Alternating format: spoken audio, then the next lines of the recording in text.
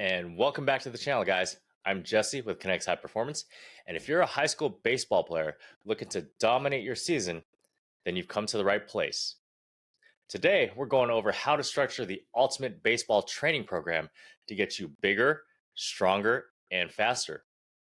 So let's get into it.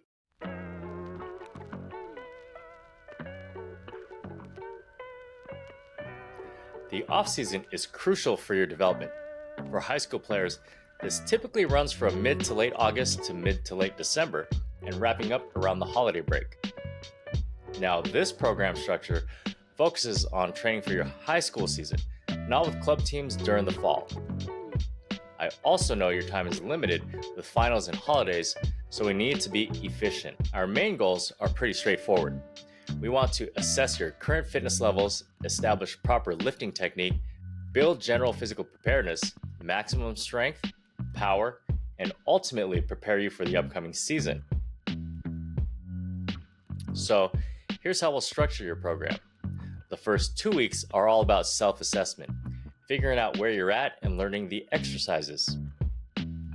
Then we move to 3 distinct phases: general physical preparedness, maximum strength, and power. General physical preparedness, or GPP, should take place over 4 weeks in September. Maximum strength follows for 3 weeks in October. And finally, we have 2 3-week microcycles focusing on power, which will lead us right up to the winter break. Each week, I want you to commit to training 4 days a week. Lower body on Mondays and Thursdays, and upper body on Tuesdays and Fridays. Lower body strength is crucial to baseball players, so having the entire weekend to recover is the main reason for starting the week with a lower body training session. Now, let's talk exercises. We'll start by addressing common issues like ankle and hip mobility and upper cross syndrome.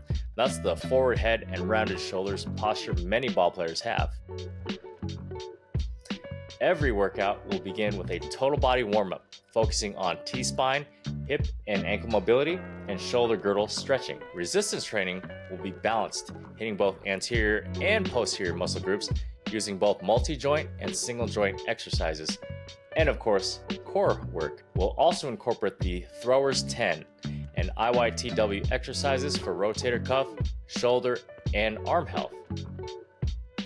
For compound lifts, think Olympic lifts and their variants, as well as medicine ball exercises. These will be modified based on your training age and experience. Lower body will include bilateral exercises like back, front, and sumo squats, and also deadlift variations like hex bar and Romanian deadlifts. You also want to do unilateral exercises like forward, backward, and lateral lunges. Upper body will have a strong emphasis on the posterior chain and include horizontal pulling like barbell rows and vertical pulling like chin-ups. Face pull variations should be included in all baseball training programs. For the anterior chain, you'll want horizontal pushing exercises like bench press and vertical pushing exercises like shoulder presses. These lifts can be controversial in the baseball world, but at this level, they are legitimate exercises if done with proper technique. Are they my personal favorite for baseball players? No, but I'll save that for another video.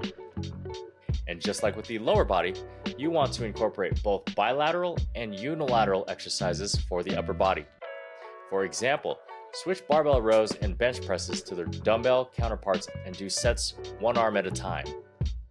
Now for core work, try to start with bottoms up movements like leg lifts and hanging knee raises.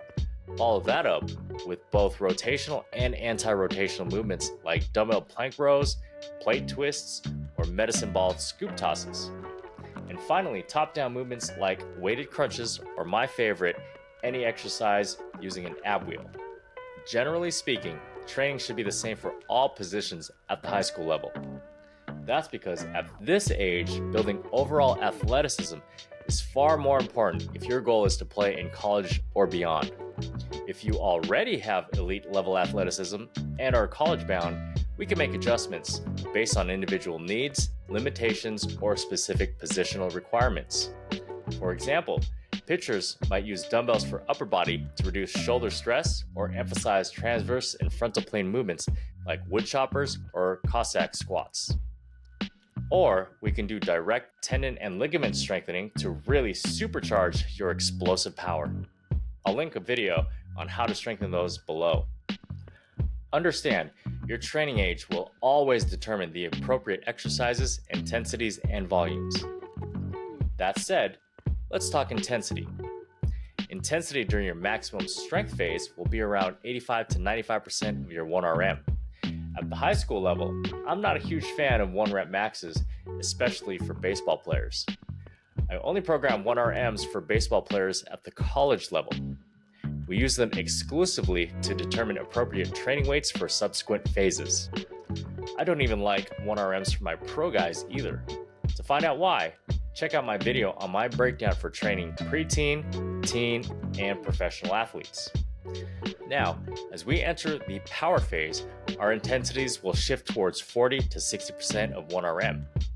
During this phase, we want to use lighter weights while focusing on moving the weight as fast as possible to increase your rate of force development, or RFD. The higher your RFD, the faster and more explosive you are. As far as training volume, it varies by phase. In the GPP phase, we use 3 to 4 sets of 6 to 8 reps for multi-joint or compound exercises, and 3 to 4 sets of 8 to 10 reps for single joint or accessory exercises. Once you transition to the maximum strength phase, be prepared to do 3 to 4 sets of 2 to 5 reps for your compound lifts and 3 to 4 sets of 6 to 8 reps for your accessories. And finally, you'll be changing the volume again during the power phase. During this phase, you'll do roughly 3 to 5 sets of 1 to 5 reps for the compounds while sticking to 3 to 4 sets of 6 to 8 reps for the accessories. It's important to note that during all phases, we'll keep the intensity low and volume high for our warm-up and mobility work, aiming for 2 to 3 sets and 10 to 15 reps per exercise. Finally, exercise order is important. You'll want to start off with a general warm-up, then mobility work.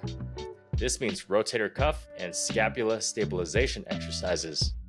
Next, you'll want to perform some Olympic lift variations to prime your central nervous system. This is followed by multi-joint lower and upper body exercises, then accessory exercises, and finally finishing with your core exercises. So, there you have it. This can serve as a guide when structuring your own baseball training program.